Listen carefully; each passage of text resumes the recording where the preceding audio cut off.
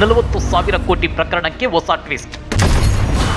ಹೆಣದ ಮೇಲೆ ಹಣ ಮಾಡಿದ್ರ ಬಿಜೆಪಿಗರು. ಹೌದು, ಮತ್ತೆ ಕೊರೋನಾ ಸಂದರ್ಭದಲ್ಲಿ ಇನ್ನೇನಾಯ್ತು ಸರ್? ಹೆಣಗಳು ಬಿದ್ದಿಲ್ವಾ?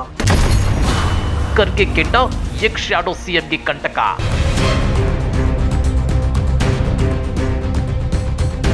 ಬಿಎಸ್ವೈ ಸರ್ಕಾರದಲ್ಲಿ 40,000 ಕೋಟಿ ಅವ್ಯವಹಾರ ನಡೆದಿದೆ ಅನ್ನೋ ಆರೋಪ ಇದೀಗ ರಾಜ್ಯ ರಾಜಕಾರಣದಲ್ಲಿ ಕಾಡ್ಗಿಚ್ಚಿನಂತೆ ಹಬ್ಬಿದೆ.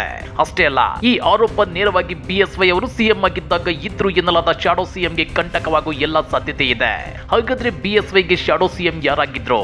ಹೆಣದ ಮೇಲೆ ಹಣ ಮಾಡಿದ್ರ ಬಿಜೆಪಿಗರು. 40,000 ಕೋಟಿ ಪ್ರಕರಣಕ್ಕೆ ಏನಿದು ರೋಚಕ ಟ್ವಿಸ್ಟ್ ಅಂದ್ರ ಅದನ್ನ ಡೀಟೇಲ್ ಆಗಿ ತೋರಿಸ್ತೀವಿ. ಆದ್ರೆ ಅದಕ್ಕಿಂತ ಮೊದಲು ಹಲೋ ಕನ್ನಡ ಯೂಟ್ಯೂಬ್ ಚಾನಲ್ ಅನ್ನು ಸಬ್ಸ್ಕ್ರೈಬ್ ಮಾಡ್ಕೊಳ್ಳಿ. ಹಾಗೇನೆ ಪಕ್ಕದಲ್ಲಿರೋ ಬೆಲ್ ಬಟನ್ ಅನ್ನು ಪ್ರೆಸ್ ಮಾಡಿ. 40,000 ಕೋಟಿ ವ್ಯವಹಾರ ಐತಿ ನಮ್ಮ ಕರೋನಾ. 40,000 ಕೋಟಿ ಅವ್ಯವಹಾರ. ಈ ಪಾರ್ಟಿ ಅವ್ಯವಹಾರ ಬಿಎಸ್ವೈ ಸರ್ಕಾರದಲ್ಲಿ ನಡೆದಿತ್ತು ಅಂತೇಳಿ ಹಿಂದೂ ಹುಲಿ ಖ್ಯಾತಿಯ ಬಿಜೆಪಿ ಶಾಸಕ ಬಸನಗೌಡ ಪಾಟೀಲ್ ಯತ್ನಾಳ್ ಆರೋಪಿಸಿದ್ದಾರೆ.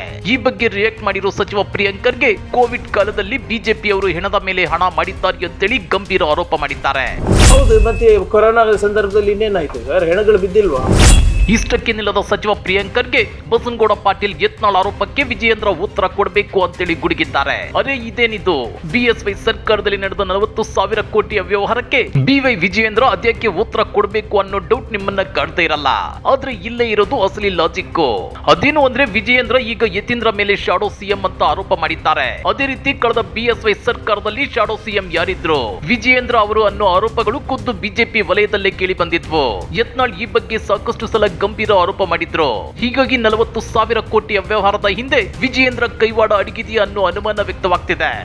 ಈ ಸರ್ಕಾರ 40% ಸರ್ಕಾರ ಅಂತ ಬಿರುದು ಬಂದಿದ್ದು ನಮ್ಮಿಂದ ಅಲ್ಲ, ಅವ್ರ ಪಕ್ಷದಿಂದಾನೇ ಬಂದಿರೋದಲ್ವಾ? ಕಾಂಟ್ರಾಕ್ಟರ್ ಅಸೋಸಿಯೇಷನ್ ಇಂದ ಬಂದಿದ್ದಾರಲ್ವಾ? ನಾವು ಹೇಳಿದ್ವಿ ಅವರಿಗೆ ಹೆಣದ ಮೇಲೆ ಹಣ ಮಾಡಿದ್ದಾರೆ ಅಂತ. ಸೊ ಭಾಳ ಎದ್ದು ಕಾಣುತ್ತೆ ಇದರಲ್ಲಿ. ಎಲ್ಲರದು ಪಾಲಿದೆ ಇದರಲ್ಲಿ. ಕೇಂದ್ರ ಸರ್ಕಾರದ್ದು ಇರಬೇಕು, ಈ ರಾಜ್ಯ ಸರ್ಕಾರದ್ದು ಇರಬೇಕು. ನೀವು ಹೇಳೋ ಪ್ರಕಾರ ಬಿಜೆಪಿ ಅವರು ಹೆಣದ ಮೇಲೆ ಹಣ ಮಾಡಿದ್ದಾರೆ. ಹೌದು, ಮತ್ತೆ ಕೊರೋನಾ ಸಂದರ್ಭದಲ್ಲಿ ಇನ್ನೇನಾಯ್ತು ಸರ್? ಹೆಣಗಳು ಬಿದ್ದಿಲ್ವಾ? ಇನ್ನ ಇದೇ ವಿಚಾರವಾಗಿ ಟ್ವೀಟ್ ಮಾಡಿರೋ ರಾಜ್ಯ ಕಾಂಗ್ರೆಸ್, ಬಿಜೆಪಿ ಆಡಳಿತದ ಸಂದರ್ಭದಲ್ಲಿ ಕೊರೋನಾ ಹೆಸರಲ್ಲಿ 40,000 ಕೋಟಿ ಅವ್ಯವಹಾರ ನಡೆದಿದೆ ಅಂತೇಳಿ ಬಿಜೆಪಿ ಶಾಸಕ ಬಸನಗೌಡ ಪಾಟೀಲ್ ಯತ್ನಾಳ್ ಆರೋಪಿಸಿದ್ದಾರೆ. ಡಿಯರ್ ಬಿಜೆಪಿ, ನಿಮ್ಮ ಹಗರಣಗಳಿಗೆ ನಿಮ್ಮವರೇ ಅಧಿಕೃತ ಮುದ್ರೆ ಒತ್ತಿದ್ದಾರೆ. ಕೋವಿಡ್ ಹೆಸರಲ್ಲಿ ಸಾವಿರಾರು ಕೋಟಿ ಲೂಟಿ ಹೊಡೆದ ತಾವು ಅಮಾಯಕ ಜನರ ಹೆಸರಲ್ಲಿ ಹಣ ಹುಡುಕಿದ್ದೀರಿ ಅಲ್ಲವೇ ಅಂತೇಳಿ ಟ್ವೀಟ್ ಮಾಡಿ ಪ್ರಶ್ನೆ ಮಾಡಿದೆ.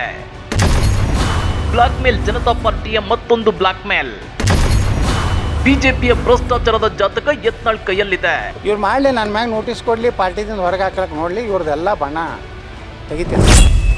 ಮತ್ತೊಂದು ಟ್ವೀಟ್ ಮಾಡಿರೋ ರಾಜ್ಯ ಕಾಂಗ್ರೆಸ್, ಬ್ಲಾಕ್ ಮೇಲ್, ಜನತಾ ಪಾರ್ಟಿಯ ಮತ್ತೊಂದು ಬ್ಲಾಕ್ ಮೇಲ್. ಹಿಂದೆ ಬಿಜೆಪಿಯಲ್ಲಿ ಬ್ಲಾಕ್ ಮೇಲ್ ಮಾಡಿ ಹುದ್ದೆ ಪಡೆಯುತ್ತಾರೆ. ಇದೇ ಯತ್ನಾಳ್ ಎಂದು ಬ್ಲಾಕ್ ಮೇಲ್ ಅಸ್ತ್ರ ಹೂಡಿದ್ದಾರೆ. ಕಳ್ಳನ ಹುಳುಕು ಮತ್ತೊಬ್ಬ ಕಳ್ಳನಿಗೆ ಮಾತ್ರ ಗೊತ್ತಿರುತ್ತೆ ಎಂಬಂತೆ ಬಿಜೆಪಿಯ ಭ್ರಷ್ಟಾಚಾರದ ಜಾತಕ ಯತ್ನಾಳ್ ಕೈಯಲ್ಲಿದೆ. ಯತ್ನಾಳ್ ಅದೆಷ್ಟೇ ಪಕ್ಷ ವಿರೋಧಿ ಹೇಳಿಕೆ ಕೊಟ್ಟರು ಕ್ರಮ ಕೈಗೊಳ್ಳುವ ಧೈರ್ಯ ತೋರದಿರೋದು ಇದೇ ಕಾರಣಕ್ಕ ಬಿಜೆಪಿ ಅಂತೇಳಿ ಕಾಂಗ್ರೆಸ್ ಖಡಕ್ ಪ್ರಶ್ನೆ ಕೇಳಿದೆ. ಅಷ್ಟೇ ಅಲ್ಲ, ಬಿಜೆಪಿಗರು ಕರ್ನಾಟಕವನ್ನ ಸೋಮಾಲಿಯಾದ ಕಡಲುಗಳ್ಳರನ್ನು ಮೀರಿಸುವಂತೆ ಲೂಟಿ ಹೊಡೆದಿದ್ದಾರೆಯೇ.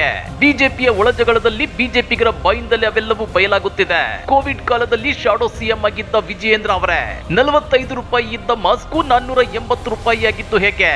ಹೆಚ್ಚುವರಿ 435 ರೂಪಾಯಿ ವಿಜಯೇಂದ್ರ ಸರ್ವಿಸ್ ಟ್ಯಾಕ್ಸ್ಗೆ ಸೇರಿದ ಹಣವೇ?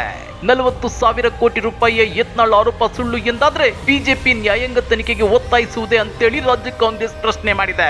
ಹಾಗಾದ್ರೆ ಬಿಎಸ್ವೈ ಸಿಎಂ ಆಗಿದ್ದಾಗ ವಿಜಯೇಂದ್ರ ಸೂಪರ್ ಸಿಎಂ ಅಥವಾ ಶಾಡೋ ಸಿಎಂ ಆಗಿದ್ರ? ಕೋವಿಡ್ ಟೈಮ್ ಅಲ್ಲಿ ವಿಜಯೇಂದ್ರ ಸರ್ವಿಸ್ ಟ್ಯಾಕ್ಸ್ ಎಗ್ಗಿಲ್ಲದೆ ಕಲೆಕ್ಟ್ ಮಾಡಲಾಗಿದೆಯಾ? ಕಮೆಂಟ್ ಮಾಡಿ, ವಿಡಿಯೋ ಲೈಕ್ ಮಾಡಿ, ಶೇರ್ ಮಾಡಿ. ಇಂಥ ಮತ್ತಷ್ಟು ರೋಚಕ ರಾಜಕೀಯ ಸುದ್ದಿಗಳನ್ನ ಮಿಸ್ ಮಾಡದೆ ನೋಡ್ಬೇಕು ಅಂದ್ರೆ ಹಲೋ ಕನ್ನಡ ಯೂಟ್ಯೂಬ್ ಚಾನಲ್ ನ ಸಬ್ಸ್ಕ್ರೈಬ್ ಮಾಡ್ಕೊಳ್ಳಿ.